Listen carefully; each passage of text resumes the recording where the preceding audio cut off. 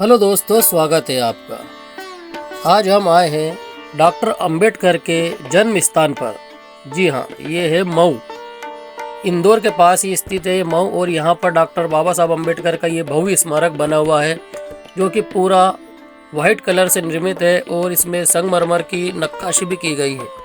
तो ये बाबा साहब अंबेडकर का जो स्मारक है, इसके अंदर हम प्रवेश कर चुके हैं और ये यहाँ कुछ दर्शक मौजूद हैं और दर्शक लोग आते रहते हैं। यानी कि यह कहें, बाबा साहब के जो अनुयायी लोग हैं वो यहाँ पर आते रहते हैं। और 14 अप्रैल को यहाँ पर एक बहुत बड़ा समारोह होता है, जहाँ देश विदेश और सभी जगह से यहाँ डॉक्टर अंबेडकर को मानने वाले लोग एकत्रित होते हैं और उनके जन्म स्थान को आकर डॉक्टर अंबेडकर को नमन करते हैं।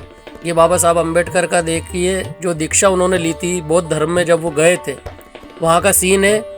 और ये बुद्ध की मूर्ति है, साथ में ये दर्शक लोग आ रहे हैं, देखिए कुछ फ़ोटो खिंचवा रहे हैं। और पूरा जो ये परिसर है, बहुत ही शांत माहौल है यहाँ पर, एकदम शांति का अनुभव। जैसे बुद्ध के जीवन में जो शांति स्थापित थी, वैसी ही शांति आपको यहाँ पर आने को मिलेगी। एकदम शांत माहौल है, कहीं कोई कोलाहल या शोर शराबा नहीं मिलता है।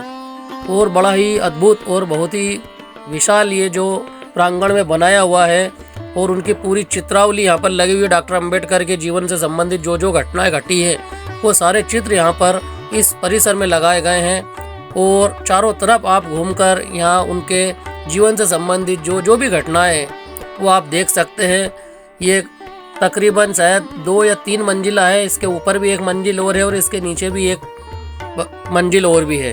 ये डॉक्टर अंबेडकर ने जब बौद्ध दीक्षा ली थी उस समय का ये दृश्य लगाया गया है यहाँ।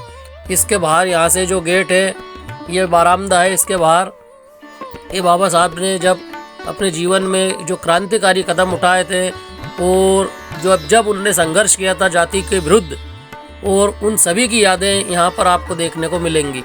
ये महान सत्याग्रही संविधान सौंपते हुए संविधान सभा को, जिसमें आप देख रहे हैं डॉक्टर अंबेडकर और पटेल, नेहरू, ये सभी मौजूद है इस तस्वीर के अंतर्गत।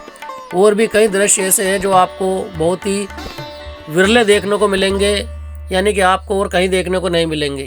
वो यहाँ स्मारक में आकर ही आप उन्हें देख सकते हैं, क्योंकि ऐसे ऐसे दृश्य और तस्वीरें यहाँ मौजूद हैं जो उनके जीवन से, वास्तविक जीवन से जुड़ी हुई हैं।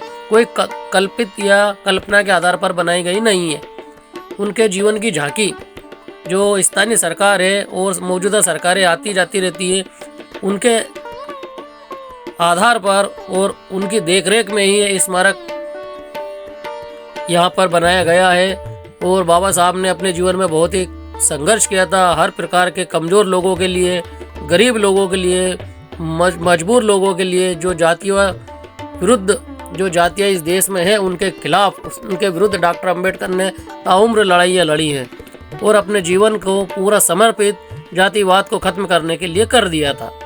डॉक्टर अंबेडकर भारत रत्न भी कहे जाते हैं। वो एकमात्र ऐसे व्यक्ति हैं जो उस तत्कालीन समय सबसे ज़्यादा पढ़े लिखे व्यक्ति थे, और उनकी योग्यता इस प्रकार से,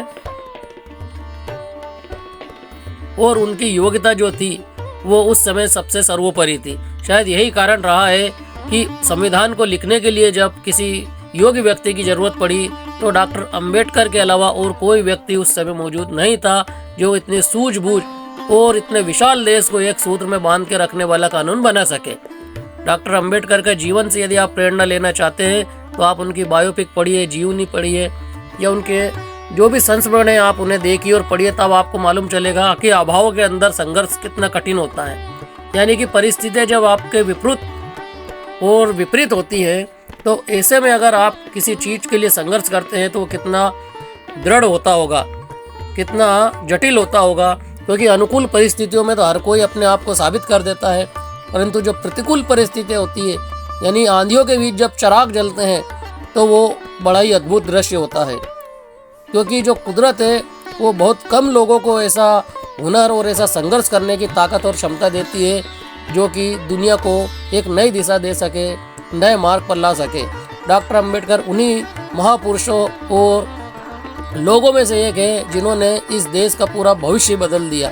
यानी कि पुराने समय में इस देश में घिसी पिटी जाती व्यवस्था जो थी, उस पर ऐसा कुटारा घात किया है कि कि आज जो संविधान है वो हर एक व्यक्ति को समान नागरिकता का अधिकार देता है, स्वतंत्रता का अधिकार देता है, और तो और सभी को बराबरी से जीने और रहने का अधिकार भी देता है। ये जो परिसर है ये इंदौर के पास स्थित जो मऊ है, डॉक्टर अंबेडकर का जन्म स्थान, ये वहीं का दृश्य है।